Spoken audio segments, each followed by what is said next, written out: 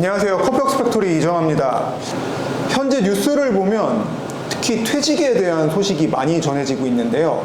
예전과 달리 적게는 30대의 젊은 나이 분들도 자발적으로 퇴직 프로그램을 신청하는 경우가 늘고 있다고 합니다.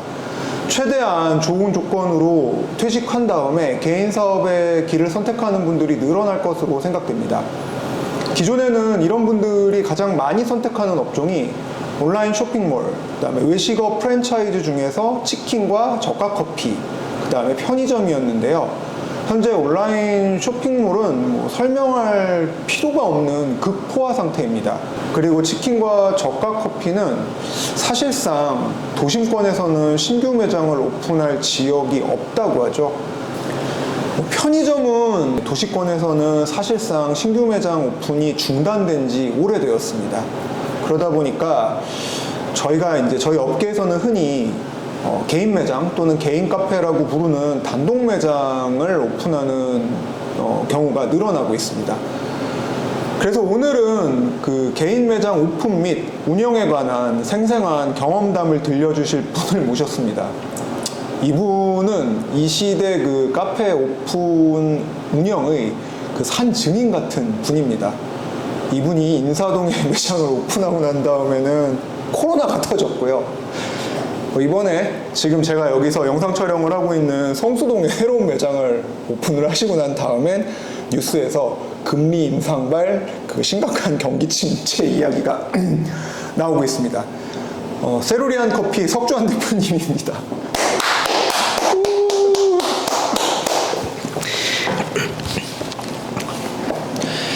안녕하세요. 세루리안 커피 대표 석주환입니다. 지금 현재 세루리안 커피로 원두커피 납품을 하고 있고, 그리고 지금 보시는 이 장소 어피스앤드피스 성수동에 위치하고 있는 어피스앤드피스를 운영하고 있습니다.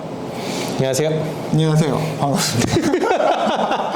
우리가 사실 이 영상을 찍자 한 6개월 전부터 했는데 6개월이 넘었죠? 6개월이 넘었죠. 거의 1년이 다 돼갔죠, 사실은. 자, 일단 세루리안 커피에 대해서 아는 분들이 알고 계시겠지만은 그래도 간단하게 좀 소개를 부탁드리겠습니다. 일단은 저희 세루리안 커피는 세루리안 커피 강남점으로 시작을 했었고요. 시장 이전 겸 이제 세루리안 엔드팩토리라고 성내점, 강동구 성내동에 있는 곳에다가 오픈을 한 후에, 그리고 강남점은 폐점을 하고, 그 다음에 성내동은 이제 공장으로 확실하게 이전을 해야겠다라는 생각을 좀 해서 성남으로 갔죠. 성남 가고 이제 매장은 저희가 이제 살포시 접었죠. 공장만 운영하면서 원두 납품을 하겠다? 정말 생각보다 되게 어려운 일이에요. 그래서 세루리안 인사를 오픈을 준비를 하게 됐죠. 그리고 나서 아까 말씀하셨던 대로 코로나가 빵 하고 터졌죠. 저희가 12월 23일인가 4일날 오픈을 했는데 사실 인사동 들어간 게 정말 외국인들 딱 붙잡고, 그렇죠. 그 다음에 내국인들 플러스 해서 매출을 올려보겠다라고 했는데 아주 아름답게 코로나가 제대로 터져서 외국인 손님이 끊기고, 플러스 이제 정부의 이제 강력한 영업 제한 조치로 인해서 매출이 진짜 바닥을 쳤고. 이 업계 나름 인싸세요. 그리고 관종이기도 해요. 그렇기 때문에 세루리안 커피라는 닉네임, 그러니까 그 브랜드 네임하고 그 다음에 대표님을 기억하시는 아시는 분들이 되게 많은데, 이분들은 대표님을 세루리안으로만 기억을 해요. 그죠. 그러니까 세루리안 커피를 오픈하면서 커피에 처음 뛰어든 것으로 알고 계시는 분들이 많은데, 사실은 그 강남 세루리안을 오픈하시기 전에 되게 그 커피 관련 매장을 오랫동안 하시지 않으셨었나요? 그죠. 제가 사실 30살 때 처음 카페를 오픈을 해서 지금까지 이제 14년? 이제 올해로 15년 차 정도 되어가고 있는데, 그냥 진짜 동네 카페. 그때 그 카페 시작했었어요. 이름이 어떤 거였었죠? 정말 창피했는데 커피 15일이라고.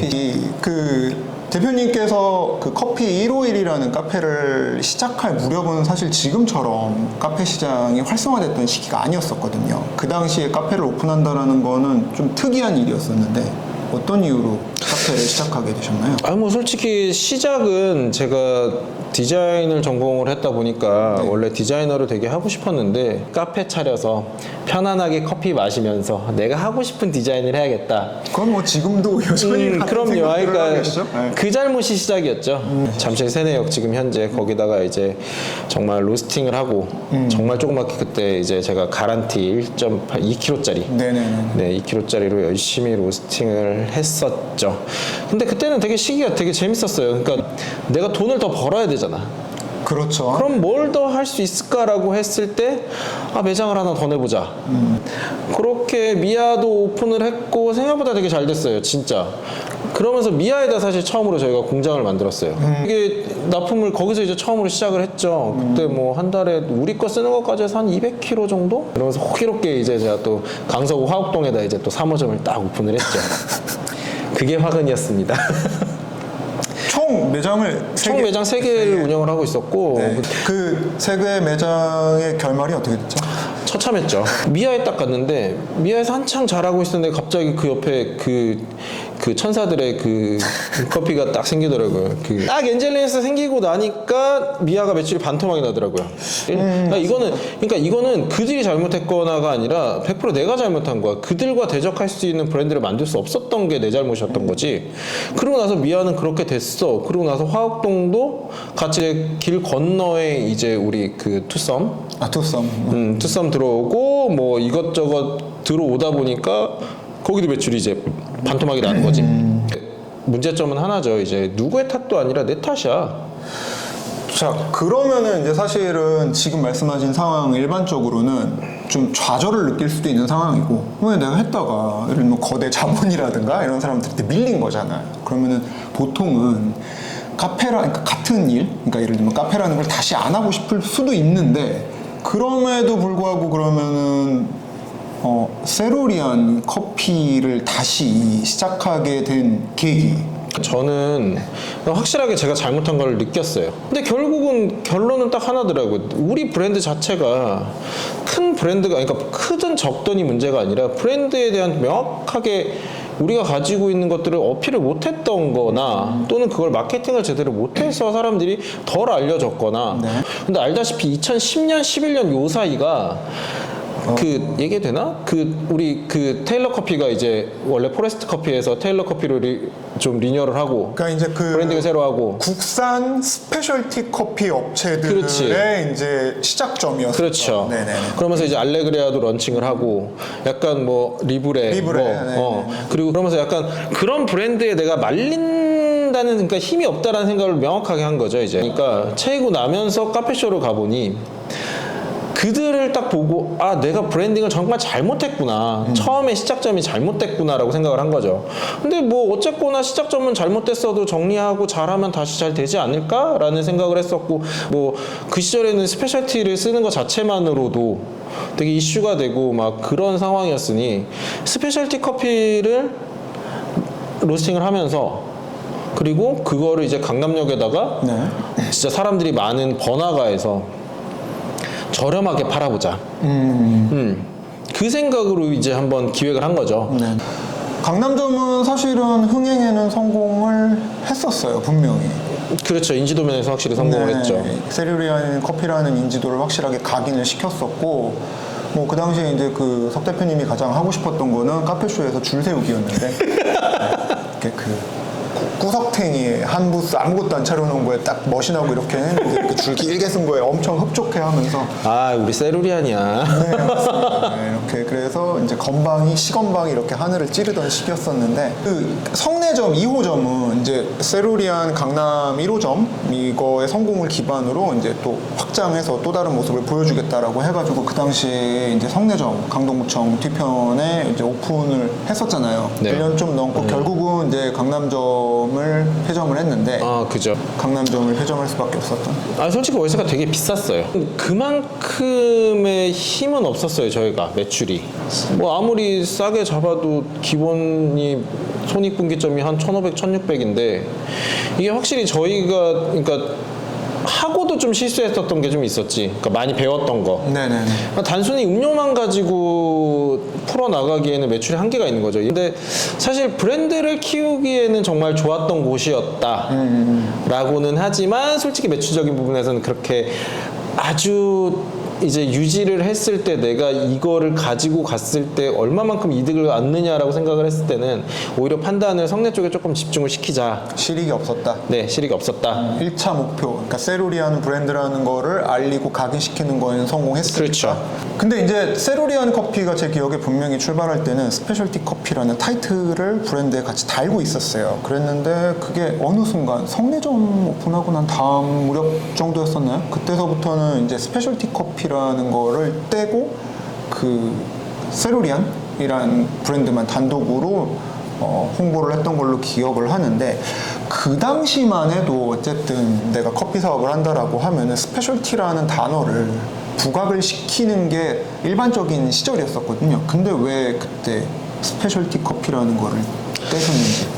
그러니까 너무 스페셜티라는 단어 자체가 너무 많았어요. 스페셜티의 개념도 되게 애매해요. 아시죠? 그 시절에 80점부터가 스페셜티다, 82점부터가 스페셜티다라는 뭐 어떤 정말- 사람들은 일단 무조건 COE 타이틀이 붙어야지 뭐 스페셜티. 그러니까 그냥 저는 그 개념 자체가 좀 의미가 없어도 어쨌든 좋은 생도 써서 그냥 잘 로스팅하면 그게 스페셜티인데 이거를 굳이 앞세워서, 그러니까 당연히 다들 누구나 쓰는 스페셜티가 되어버린 상황이지.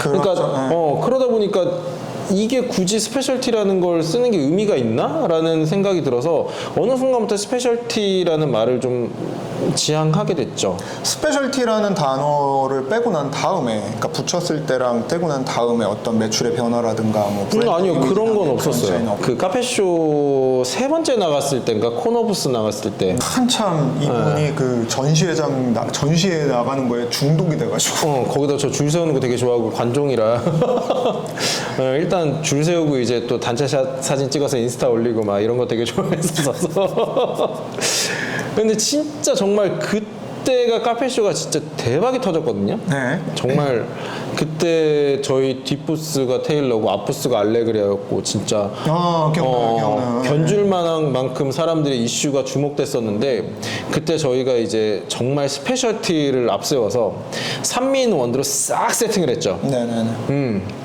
납품이 하나도 없었습니다.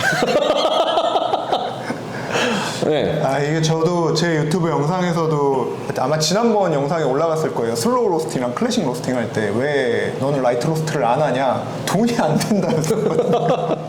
그러니까 왜 얼마 전에 제가 유튜브를 보고 나서 들었던 얘기가, 왜 해야 될 일과 하고 싶은 일과 할 수 있는 일이 세 가지가 있잖아요. 근데 제일 먼저 해야 되는 게 뭔지 아세요? 어떤 일? 돈 드는 일이. 그렇습니다. 싱글 로스팅도 산미 있게 맛있게 로스팅을 해. 어쨌든 뭐 진짜 싸구려 쓰는 것도 싸구려 쓰면 솔직하게 맛이 안 나오잖아요. 그렇죠. 아무리 핸드픽을 해도 이건 해결이 안 돼. 원재료의 품질이 안 받쳐주니까. 안 받쳐주니까. 그래서 뭐 그런 것들은 당연한 거다 보니까 굳이 이 상황에서 스페셜티를 끝까지 써서 붙여야 되나? 라는 생각들을 주로 많이 해서 사실 그 시절에 스페셜티를 과감하게 좀 내려놨죠. 그렇게 성내점을 하시다가 이제 성내점을 이제 포기를 하고 로스팅 공장으로 들어갔던 이유는 이제 민원.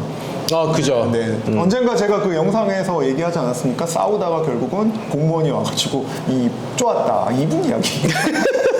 그러니까 매장 없이 저처럼 공장만 운영을 하셨었어요. 그랬는데 이제 기존에 매장을 운영을 하다가 매장 운영하면서 납품량은 일정 부분 어느 정도 궤도에 오른 상태였었고, 매장이 사라지니까 개인적으로 뭐 어떤 달라진 점 아니면 뭐 답답함 뭐 어떤 부분이 있었을까요? 뭐 일단은 확실히 매장이 있을 때랑 없을 때가 신규 문의가 확실히 달라요. 이분이 그때 이제 매장이 없으니까 본인이 관심을 못 받는다고 생각을 했어요. 아니 그게 나를 진짜 입고 있고 싶어 막 이러는데. 그러니까 인스타를 되게 막 하고 싶은데 인스타에 올릴 게 없는 거리가 거야. 없는 거지. 거리가 없는 거야. 그러니까 예를 들어 그런 걸 못 하다 보니까 되게 좀 아 이거 말고 그러니까 물론 그 시절에 유튜브에서 더 재밌게 했었을 것 같긴 해. 근데 뭐 물론 했다고 잘 됐을 리는 없겠지만 하여튼 그래서 그런 부분들이 항상 좀 그 죽어있던 시기들이 되게 저한테는 좀 약간 인고의 시기이기도 했지만 좀 아픈 시간이었기도 했죠. 그 시절 그래서 거의 한 1년 가까이 이제 신규 네, 매장 1년 생활을 정도. 하다가 이제 인사동 매장을 오픈을 하셨었어요. 그렇죠. 근데 이제 제가 그때 특이하다. 왜 하필 인사동이지? 라고 생각을 했었는데 그 왜 그 당시에 이제 인사동을 타겟팅을 했었는지.